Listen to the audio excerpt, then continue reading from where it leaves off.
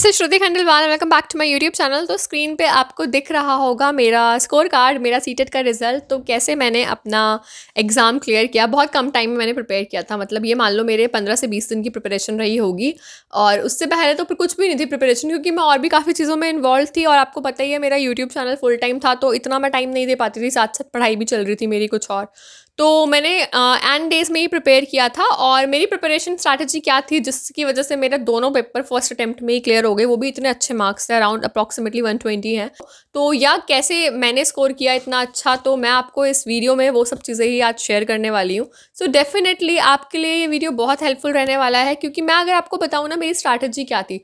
सबसे पहले नंबर की चीज़ जो मैं आपको सजेस्ट कर सकती हूँ वो यही करूँगी कि यार आप इस क्वेश्चन ये जो पेपर है ना सीटेट का, ये आपका बहुत डिफिकल्ट पेपर नहीं है। इसमें ना सेट ऑफ क्वेश्चंस रिपीट होते रहते हैं। प्रीवियस ईयर में इतने पेपर्स हुए ना आपके, तो अगर आप प्रीवियस ईयर पेपर कर जाओगे ना तो उससे बेटर कोई चीज़ आपके लिए है नहीं। कॉन्सेप्ट अपने क्लियर रखो। देखो कॉन्सेप्ट कभी कभी क्या होता है, आप क्वेश्चंस करते करते कॉन्सेप्ट क्लियर कर देते हो। जब मैं 11th-12th में भी थी तभी भी हमें टीचर्स बोलते थे कि नंबर ऑफ क्वेश्चंस करो। तुम्हारे कॉन्सेप्ट एक बार क्लियर हो गए, तुम्हें समझ में आ जाना चाहिए। दूसरी बार में तुम जब क्वेश्चंस करने लगोगे ना, तुम्हारे कॉन्सेप्ट अपने आप और क्लियर होते जाएंगे और तुम्हें समझ में आने लग जाएंगे। अगर तुम सिर्फ थ्योरी पढ़ते रहोगे तो पेपर नहीं क्लियर होने वाला है, क्योंकि पेपर में थ्योरी नहीं क्वेश्चंस आएंगे। तो या मैंने वही चीज़ करी।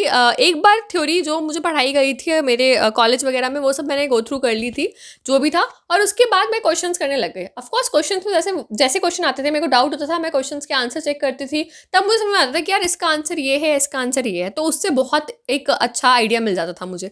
दूसरी चीज़ जो होती थी कि सब्जेक्ट की अगर मैं बात करूँ, तो अगर जैसे कि सीडीपी है, CDP is really scoring. CDP में स्कोर करना बहुत इजी है, बहुत डिफिकल्ट नहीं है। कुछ बेसिक चीज़ें हैं जिनसे आप सीडीपी में आराम से स्कोर कर सकते हो। वैसे तो मैंने डिस्क्रिप्शन बॉक्स में आपको पूरी प्लेलिस्ट दे रखी है, मैंने अपने लेक्चर्स निकाल रखे हैं, तो वो पूरा फ्री ऑफ कॉस्ट है, यूट्यूब पे ही है। आप डिस्क्रिप्शन बॉक्स में प्लेलिस्ट देख सकते हैं सबकी। सारे मैथ्स आपका हो जाएगा, ईवीएस कवर हो जाएगा, इंग्लिश, साइंस, हिंदी सब कवर हो जाएगा आपका। तो प्रीवियस ईयर क्वेश्चन ही हैं उसमें, तो आप उनको अगर एक बार देख लोगे ना तो आपको वो फ्यूचर में बहुत हेल्पफुल रहेगा। पूरे मैंने रिकॉर्ड करे हैं, जिसके आपके प्रीवियस ईयर में जितने जितने पेपर्स में क्वेश्चन आए हैं वो सारे के सारे question, important question, difficult question और कुछ एकदम different kind of question, her question उसमें है जो आपके एग्जाम में आने के चांसेस रखते हैं। तो अगर मैं स्ट्रैटेजी बताऊं, प्रिपरेशन स्ट्रैटेजी, अगर आपको आज से ही स्टार्ट करना है तो मैं बोलूँगी कि आज अगर अभी से ही कुछ कोई चीज़ स्टार्ट कर सकते हो तो प्रीवियस ईयर पेपर स्टार्ट कर दो, क्योंकि नवंबर ये आपका मिड में हो चुका है। ठीक है, मिड नवंबर हो चुका है अब आपका, तो आप पेपर में ज़्यादा टाइम बचा नहीं है। तो प्रैक्टिस करते रहो, थ्योरी थोड़ा बहुत पढ़ते रहो, बट साथ साथ क्वेश्चंस करते रहो, क्योंकि क्वेश्चंस के बिना काम नहीं चलने वाला। तो आप मेरी वीडियोस से देख के भी कर सकते हो, या फिर आपको कोई और जिसका अच्छा समझ में आए उसका करो, that's totally up to you. But यार दिस वॉज माई स्ट्रैटेजी। और मैं अगर बोलूँ तो जो भी होता है ना यार, देखो यहाँ पे फोकस जो होता है इनका, वो एज अ टीचर आपको देखा जाता है। ठीक है, तो अगर आप पेडागॉजी की बात करो ना, तो पेडागॉजी बहुत इंपॉर्टेंट रोल प्ले करता है। पेडागॉजी किसी भी सब्जेक्ट है, तो सब्जेक्ट की पेडागॉजी आनी आपको बहुत इंपॉर्टेंट है। तो जैसे कि मैंने क्या करा, मुझे पेडागॉजी बहुत डिफरेंट चीज़ है, बाकी सब तो आप कर लोगे, पेडागॉजी कैसे करोगे। तो पेडागॉजी में मुझे थोड़ी दिक्कतें आई थी, तो पेडागॉजी मैंने ना प्रीवियस ईयर के क्वेश्चन से ही करी, क्योंकि पेडागॉजी के लिए अलग से भी आप कितना भी देख लो, कंटेंट देख लो, बट क्वेश्चंस आपको हमेशा कुछ ना कुछ घुमा फिरा के देंगे। जब क्वेश्चंस देखोगे ना आपको लगेगा यार ये पेडागॉजी में ये सब चीज़ें कहाँ पढ़ी थी हमने, ये तो कुछ था ही नहीं।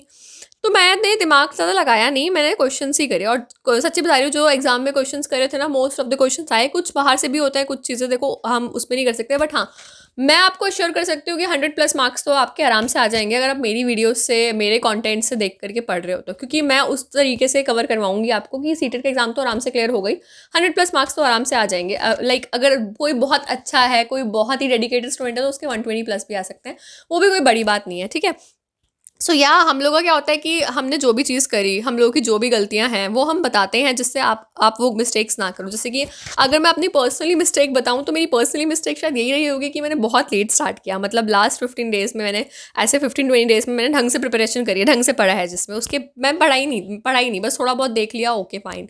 जब लगा ना अरे एग्जाम की डेट आ गई, हो माय गॉड अब क्या होगा, क्योंकि मेरी एग्जाम की डेट एक्चुअली पोस्टपोन हो गई थी। मेरा जब एग्जाम की डेट आई थी ना, तब मुझे 5 दिन पहले पता लग रहा था कि मेरा 5 दिन बाद एग्जाम है। And I was so shocked. मतलब अभी तक तो डेट्स ही नहीं आ रही थी। मतलब हाँ, जब मेरा लाइक 17 पिछले साल क्या था एग्ज़ाम में वो हुआ था, कुछ दिक्कतें आई थी, तो मेरा जो था वो 17 दिसंबर को था। तो वो एग्ज़ाम ना पोस्टपोन हो गया क्योंकि 17 दिसंबर वाला कैंसिल हो गया, और जो 17 दिसंबर वाला था वो सेकंड डे वाला एग्ज़ाम था, तो उसकी जो नोटिफिकेशन बच्चों को मिली थी ना, तो वो 5-5 दिन पहले, मतलब पहले तक तो ये भी नहीं था कि एग्ज़ाम होने वाला है, नहीं होने वाला, कुछ पता ही नहीं है।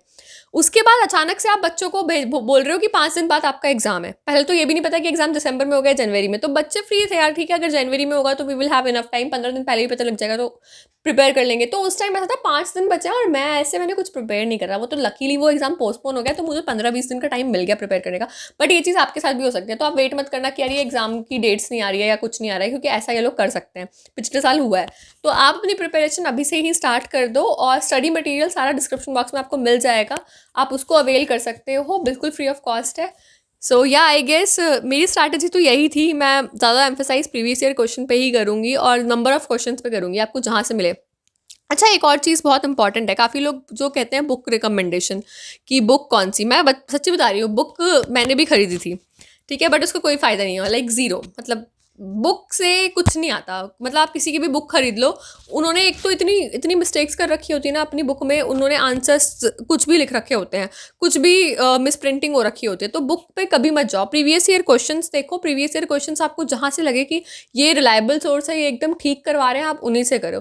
जैसे कि मैं तो आंसर की से मैच कर करके हर चीज़ करवाती हूँ, चाहे मैं कितने भी आंसर सही कर रही हूँ, बट फिर भी आंसर की से मैच करे बिना मैं कुछ भी नहीं करवाती, ठीक है। तो इट्स इंपॉर्टेंट, जैसे कि अभी भी मैं नाम नहीं लूँगी किसी पब्लिशर का, बट बहुत रिनोन्ड पब्लिशर है, बट उनकी बुक्स में देखती हूँ ना, तो इतनी मिसप्रिंटिंग, इतनी गलत बुक है वो। तो मैं आपको बुक्स रिकमेंड नहीं करूँगी, ठीक है, क्योंकि मेरे को बुक्स ने हेल्प करा नहीं। मैंने एक बुक खरीदी और वो पैसे वेस्ट हुए मेरे 500-400 रुपये आई गेस। तो बुक रिकमेंड मैं आपको नहीं करूँगी। आपको मैं जो चीज़ बोल सकती हूँ वो प्रीवियस ईयर बोल सकती हूँ, क्योंकि वो भगवान है, ठीक है। वो जो आपका लाइक अगर 10-12 प्रीवियस ईयर पेपर कर जाओगे तो वो बहुत समझ में आ जाएगा पेपर कैसा आने वाला है, ठीक है। सो या that was it, that was all about today's video. I hope आपको ये अच्छा लगा होगा जो भी मैंने आपको आज शेयर किया आपके साथ। तो अगर आपको अच्छा लगा है तो इस चैनल को सब्सक्राइब और वीडियो को लाइक कर लेना। मिलता है अगली वीडियो के साथ, तब तक आप मेरे टेलीग्राम से जुड़ सकते हैं। टेलीग्राम पे मैं डेली अपडेट करती रहती हूँ, डेली आपको नई वीडियोस के साथ मिलती हूँ, तो या आप उस पर मेरे को ज्वाइन कर सकते हैं। मिलता है अगली वीडियो के साथ, टिल देन गुड बाय।